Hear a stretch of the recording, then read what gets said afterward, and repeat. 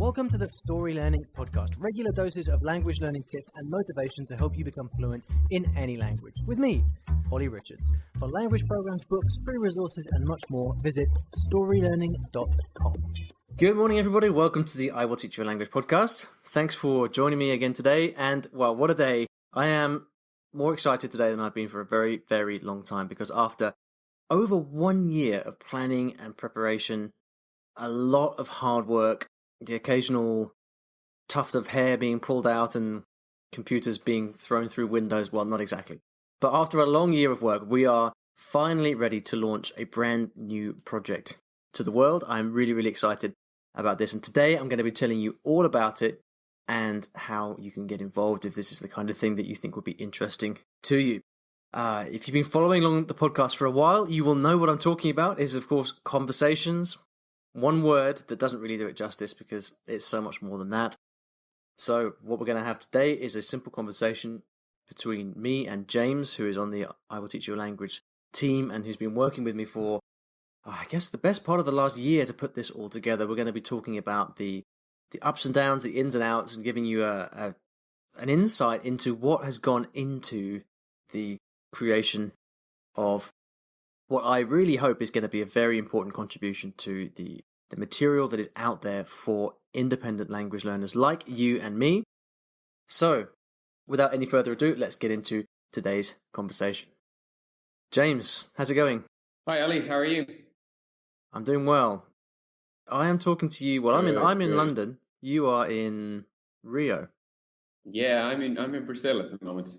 Sunny Rio. We can see each other on Skype here, and through the window at the back, I can see a whole row of green palm trees. I guess you'd probably rather be outside than stuck in here talking to me. But sorry about that. Well, you know what? That's a funny point you bring up, actually, because as an Irish person, we're kind of taught from a young age that when you have a sunny day, you got to take advantage of it. You got to be outside. So sometimes on sunny days, in sunny places here, I still have that feeling of feeling bad for not being outside, but at the same time, this time of the day, I prefer to be inside because it's so hot. People like us from our part of the world, just that kind of heat all day long is pretty intense. Yeah, and also anyone in Europe kind of forgets just how hot it can get in places like Rio as well. But and humid. Yeah, absolutely. The real reason I guess you're very happy to be inside is because we are finally launching conversations, and it's been a long road. It's been a very, very long project, and you have been a key part of it right from the beginning, because you've basically been helping me with the huge project management element of this. Because I guess we should take a step back and just talk about what it is really. I mean, because conversations began, I guess, in my mind a couple of years ago, as I was kind of doing the podcast, and I keep getting questions like, okay, well, I've been learning this language for a while. I'm either kind of like stuck at an intermediate level, or I'm not fluent yet. I'm not advanced yet. What should I do? And so often, the kind of most useful advice to people is that you need to spend lots and lots of time just listening and reading to the language, right? You can't learn a language without spending lots of time with it, and reading and listening are the only ways that you can do that, right? Unless you are face-to-face with a native speaker all day long. And so I would kind of give this advice, which is, just go and spend lots of time listening to stuff that comes with transcripts. That way you can just, you will improve your level in the language faster than anything else that you can do. And so the reply was, okay, where can I find that material? And I'd be like, well, actually, it's really, really hard, and it doesn't really exist, because once you've got past your beginner's textbook, then you've got this huge leap up to like native speaker material, right? Which is like TV, radio, podcasts, blogs, things like that, which are too hard. And there's very little good material in between. You can get graded readers, and I've released a series of graded readers specifically to help people with reading. But when people are looking for more conversational stuff and to learn, spoken language, it's really hard to find stuff, because it needs to be substantial, right? Yeah. I mean, we've talked about this so much, but I mean, you, I guess, have looked at the kind of stuff that's out there on the internet, often for free already, right? And I mean, do you remember the discussions we had about the just Yeah, general 'cause, I mean, inadequacies of all that stuff?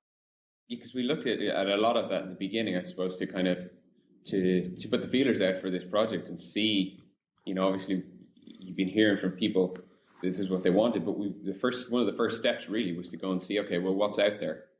And the answer is not a whole lot. And obviously this depends on a language by language basis, but you could spend so much time looking for good material, and if you think how much you could learn if you could just spend that time on actually using the material instead of looking for it, it could make a big difference. That's such a great point.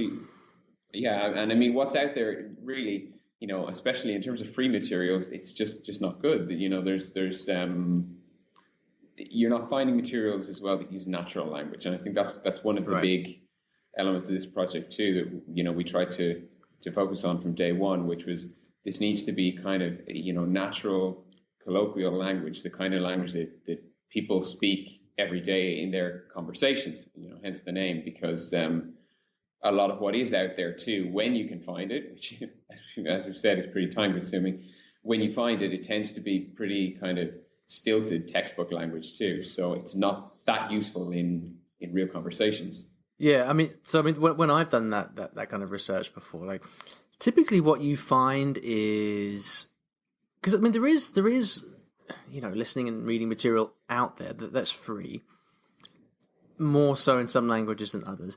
But more often than not, like just like you say, it tends to be kind of textbook language based on things like at the train station, or phrases for I don't know, checking into a hotel room or something, and you'll get a bunch of like listening practice material that you'll find for like intermediate level. It's like 10 seconds long or something, and it's often stuff that someone's written for exercises for their students, and it's just not what you want. Just like exactly what you said, we wanted to create something that was compelling and that you had to listen to because it was so interesting. And this is and for me, this is really where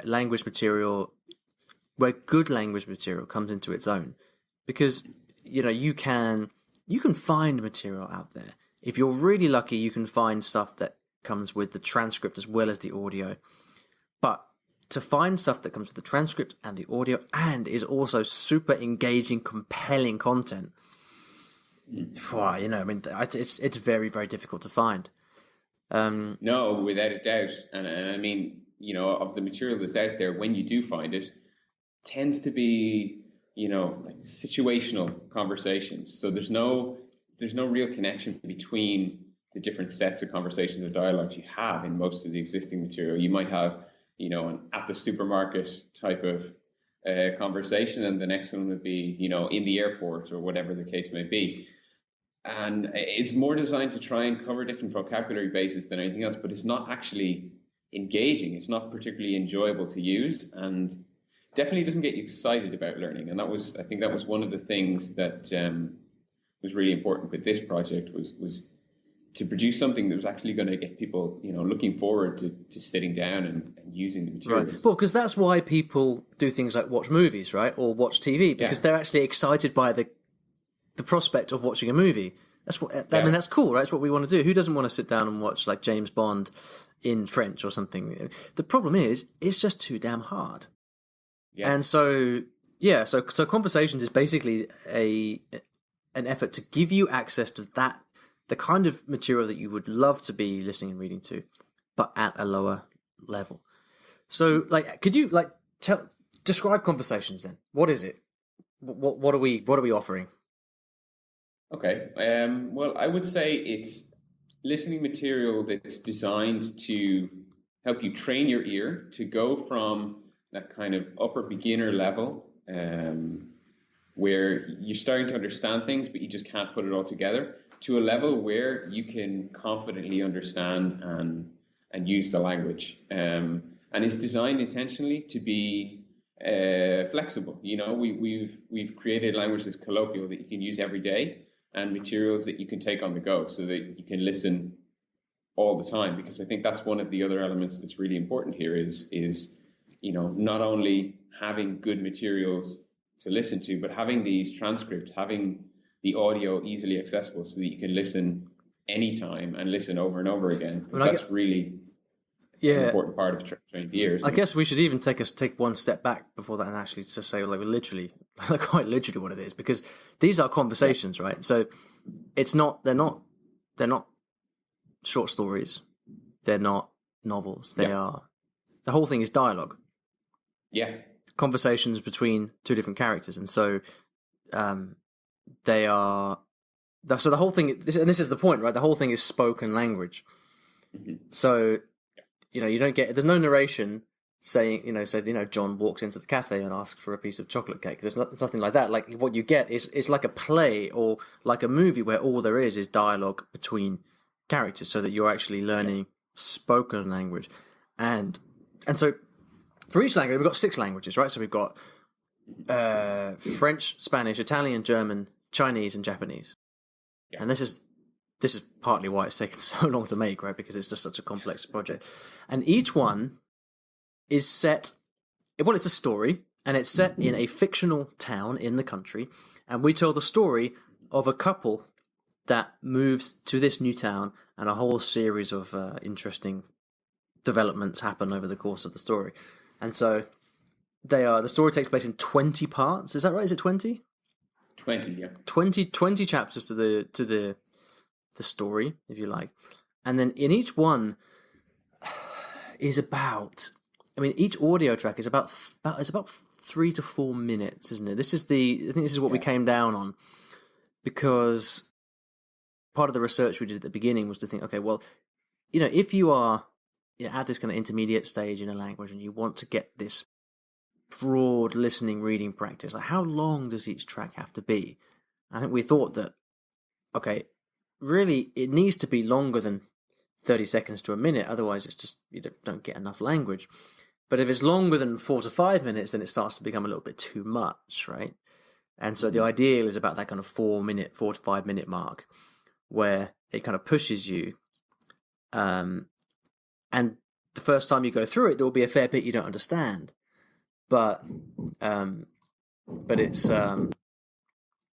it's like there is lots of meaty material there to learn. So like you've got that nice balance between having enough stuff to learn, but it not being too hard that you can't really grapple with it.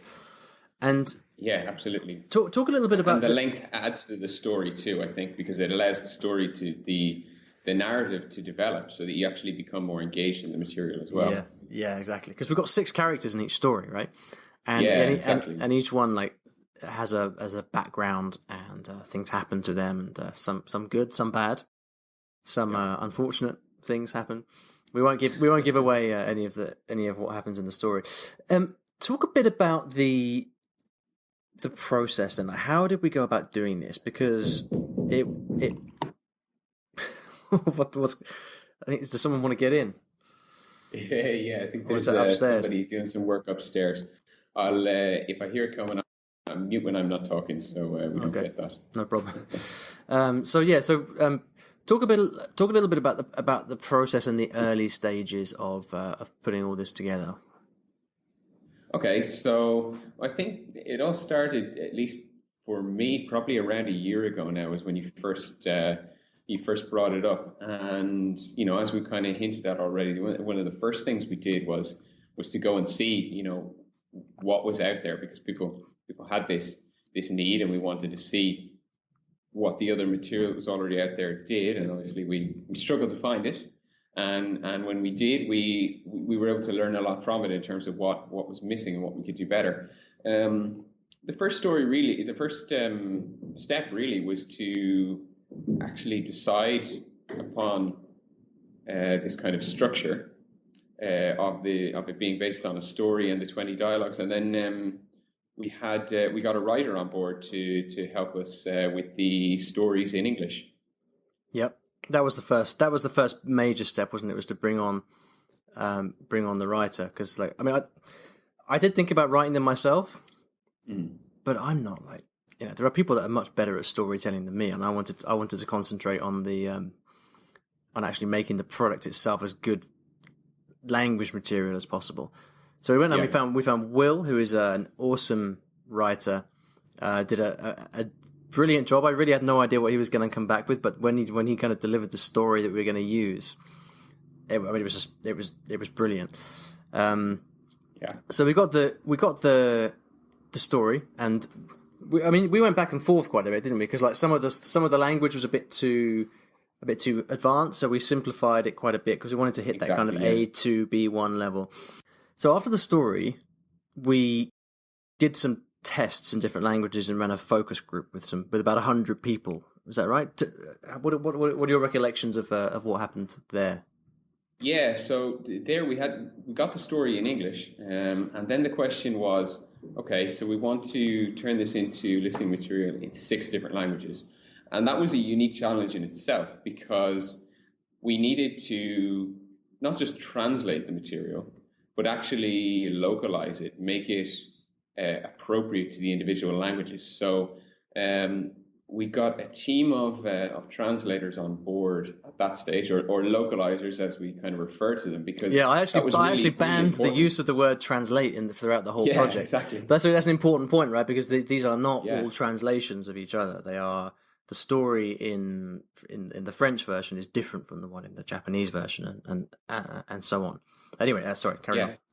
Exactly. Yeah. So the plot's largely similar, but there are differences because obviously, a scenario that takes place in England will be different to one in Italy or in China. There's cultural elements there, that play an impact. So that was the first element. And then once we had that done I think we did the first 2 conversations first. We got these localizations done into some of the languages, and then we put together this focus group, and basically gave these first couple of conversations to people with some rough recordings at that stage, and basically said, look, here's the idea. We've made a start on it, and we want to get your feedback. Is this useful? And what can we do to make it better? If you're going to be using this material, let's say there's 20 dialogues, what do you want in them that's going to help you get the most out of it? And we learned a lot from that, I think, and then went back and had to make some adjustments based on it. Yeah, I think the main thing that came back from the focus group was that people were saying, look, this is great, and I love the story, and this is something that I would definitely want to study with, but can you make it even less like a textbook? Right? Because I think people were saying basically like what would be even better is if this could be even more colloquial and contain more slang and more kind of daily language, daily expressions. That's what I remember as being the main thing that came out from that, and I think they're absolutely right, because our writer did a fantastic job, but any project, I think any project that's successful relies on feedback from people actually using it, and that's one of the things that I always try to do as much as possible is actually get real people using the material. And so we went back and we made quite a lot of adjustments to make it more colloquial, so that all these dialogues are so that when you study with it, you are hearing the way that people will actually speak. Native speakers will actually speak. You'll learn common expressions. You'll learn like turns of phrase. You are learning to really work with the language itself, and that was a really, really valuable piece of feedback, because now we know that we've got a product that's much more along the lines of what people want. Let's talk timeline. So the idea started to become concrete in about September 2016. I think I found the writer in I planned out the project and we found the writer in November. That finally got delivered. I think he didn't get started until February, and then we got the first few stories to do the test with in like March, April time. So already that had taken 6 months, right? Yeah. And then from April till now, which is November 2017, that's another 6 months or so on. So what's taken so much time? Why I've been talking about this for ages. Why has it been so delayed? Yeah, that's a great question. And I think it all comes down to the unique challenges of this project. In that, because we're talking about 6 languages and there's so many different elements, there was a lot of people involved, and just the organization of the project, because of that was a big deal. So effectively, we had these different steps. We had the story in English, we had the translations, and then the next part was recording. And recording was tricky because it involved us finding 6 people, because there's 6 characters in these stories. It involved us finding 6 people in each language who could come and record on the same day, and who were all native speakers. And that really just took a bit of time and organization to do, I think, as much as anything. Yeah, that was tough. That was really tough. And I think eventually we found some really, really great people. But I mean, like you said, like when we recorded the German conversations, I had to find 6 German speakers here in London to come to the recording place on the same day, which is usually a weekend because most people are working or studying during the week. And I mean, actually, for most languages, it was fairly straightforward to find people. For some reason, like Germans, it's just like I couldn't find any Germans. I don't know why it is. I mean, maybe in London, Germans are all, I don't know, maybe they're all working 7 days a week or something. But I found it really hard to find German. I mean, I did eventually. The key was like to find one person. When you found the right person who knew lots of other people, then that kind of unlocked the door. But I mean, and all the time I was fairly mindful of budget, because obviously all these people are being paid, and that's 36 people right there just to do the recordings. And so, I was working to a certain budget, and I couldn't pay people hundreds and hundreds of pounds each just to come, for half a day to record. And so, there was that element as well. And that was, for me, that was like by far the biggest challenge of the project, is just coordinating all of that. And I didn't have a weekend for about a month and a half. So every single weekend I was kind of just out recording stuff. But I have to say, it was a lot of fun. I met lots of very interesting people, lots of fantastic people. They were all very enthusiastic, really liked the project. They were very very enthusiastic about it, really, I have to say. So that was great. It's a shame that you weren't able to be there and sort of participate in the actual physical recordings of the material. Yeah, it would have been a great experience, because I think you can learn a lot from a process like that too. I'm sure that in terms of doing the actual recordings, I'm sure week on week you were spotting different things and different challenges in each of the languages and making adjustments too. So I'm sure it would have been a really fun process too, because they're fun dialogues, even just the idea of, getting in, seeing the people get into character and really, get into the story as much as anything, because it really is, quite a fun story. We don't want to give anything away, but there's everything from like, no, I'm not going to say, because I don't want to spoil it, but yeah, I mean, like the main story kind of comes to a climax in chapter 19, where there's a big confrontation. That's all I'll say. But for the actors to act this out, they were just cracking up and like rolling around on the floor in laughter at times, because because the story is so funny and it's so entertaining. And but you're right. I of the 36 people who were recording, a couple of people were a little bit nervous when they came to do the recording, and so I kind of got very good, I think, at trying to put people at ease and getting I was kind of coaching the best out of them in a way, because many of the voice actors were professional voice actors, actually, who just liked the project, but others were not, and they were just they were amateurs who were just had a great voice and were good at doing this kind of thing, but they were a little bit nervous on the day, so I had to kind of coach them through it and try. I was there for every single second of it, saying, okay, well, why don't we try that again in a slightly different way? And it was very, very, very nice experience. It sounds like it was a really fun experience. That's one part of the project. It would have been. It was a shame not to be there for it because I think it would have been a really fun couple of weekends. Although very busy all the same. Yeah, I mean, you just had to hang out in Rio instead, which is just terrible. The last thing is the illustrations. We haven't mentioned the illustrations because Ashley, who's doing our illustrations for Conversations, is fantastically talented, and she has done illustrations for each of the characters for each of the languages, which are, I mean, I love them to bits. For me, it just brings the whole thing alive. And I remember when I first showed them to you as well, you really liked them as well. Yeah, they're brilliant. They really add something to it. They help. When you're trying to learn a language, all of these connections make a difference, and being able to just visualize the characters in that way, it does help you kind of get more engaged in the story. You're able to kind of imagine them having the conversations, and all of that helps, I think, when you're learning, just to make it more enjoyable and actually to be able to remember more of it too.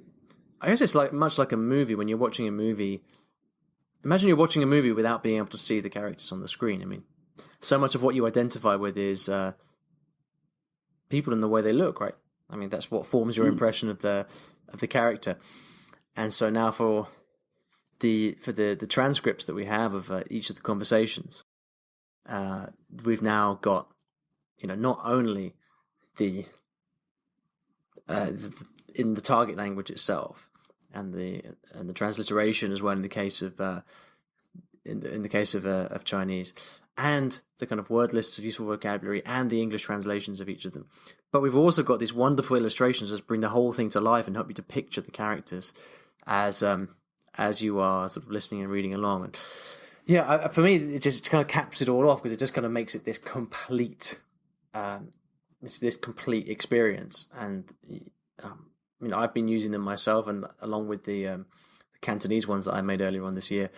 And well, I guess I would say that I like it because it's it's my thing. But I genuinely am very, very pleased to be releasing this, and I hope very much that people who are listening to this are find it useful as well, because so much of what we've spoken about here on the podcast is just about this time spent listening to compelling material, listening and reading along with the transcript, and it's just so difficult to find that stuff, to find the stuff that is genuinely. Let's not skip over this word compelling either, because even though you can find stuff out there which kind of ticks the boxes, it's reasonably long and it has transcripts. Like, how much of it can you genuinely say is compelling, and you kind of wake up, or you kind of go to bed at night thinking, oh, I really want to find out what happened next. This is, I mean, we've tried our hardest to make it the complete package, and I guess we can finally say it is now out in the world, in the real world, as opposed to just being inside our laptops and in the recording studio. So, if you are listening to this podcast, Conversations is now out and it's available. If you are on the email list, you will have been receiving emails about it, or you'll be about to, depending on the exact day the podcast goes out. If you would like to find out more information, then here is the address you need to go to. It's iwillteachyoualanguage.com/conversations. That's iwillteachyoualanguage.com/conversations. This podcast will obviously be out for many, many years, hopefully till the end of time. So there will be people, you might be watching this, listening to this at some point in the future. I'll make sure that link stays the same. If you're listening to this during the launch period, which is November 2017, which will massively date this in the future, but nevertheless, then there will be special promotions and things like that, which you'll find on the sales page itself, and also you'll be receiving via email. So if those are still relevant time-wise, then you'll see them there. Otherwise, in the future, if you're listening to this in the future, all the conversations will be available, and hopefully lots more stuff as well besides, because I would really like to keep making material like this for as long as I can, because it's just it's so much fun. James, of all the 6 languages that you've been working on, which of the 6 would you say is your favorite, if it's possible to make such a choice? Yeah, it's a great question. I think, you know what? One of the great things about it is that they're all quite unique No, because no, I'm going to pin you they're down. based on the same I'm going to story, pin you down to but one. I'm going to pin you down to one. Sorry. okay. No, honestly, I would say I think in Italian, the cultural aspects come across really well. I thought that obviously things needs to be changed for the different languages, and going through the Italian, I did feel that those changes felt quite natural. It felt like a conversation you might have in Italy, and you can kind of imagine yourself in some of the situations. There's one scene early on. I don't want to give too much away, but it's set in a local coffee shop, and you really get a feel for what that would be like, and the kind of things you might say there. So the Italian one came across really well. Yeah, I also really like the Italian. I also really like the German one, partly because my German's not very good at all. It's terrible. But I was able to, and with the Mandarin Chinese as well, with the German and the Chinese, because I didn't really understand them as well as the others. I actually during the recording process, those were the two languages that I enjoyed the most, simply because I was learning so much as I was actually there doing the recording. But anyway, if you would like to find out what happens, then you're just going to have to go and check it out. iwillteachyoualanguage.com/episode. No, that's mine. I'm going crazy. iwillteachyoualanguage.com/conversations is where you need to go for more information. Thank you for your patience, everybody, during this year that I've been talking about conversations. I would have liked to get it out sooner, but the final product is worth waiting for, I promise. I hope you enjoy it. Thanks very much for listening to the podcast today. James, thanks for joining us from sunny Rio. Not at all. And we'll see you back in the next episode. Thanks for listening to today's episode. And here at Story Learning, everything that I do is powered by stories, whether that's writing books, teaching lessons, crafting courses. My mission is to help everyone succeed at learning a new language through the power of story. And we now have comprehensive language courses in over 15 languages, from Spanish to French, Korean to Japanese, and across all levels from beginner to mastery. And you can take a 7-day free trial of any of these programs by visiting storylearning.com/courses.